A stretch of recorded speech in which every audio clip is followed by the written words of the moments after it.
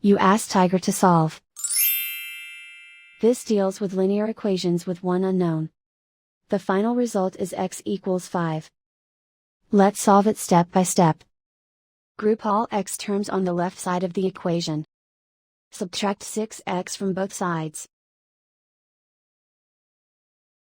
Group like terms. Simplify the arithmetic. Group like terms. Simplify the arithmetic. Group all constants on the right side of the equation. Add 4 to both sides.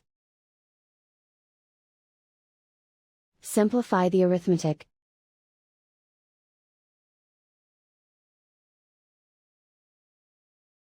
Isolate the x. Divide both sides by -3.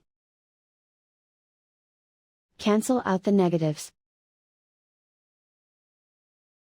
Simplify the fraction. Cancel out the negatives.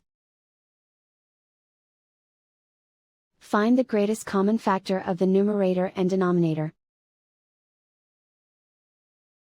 Factor out and cancel the greatest common factor.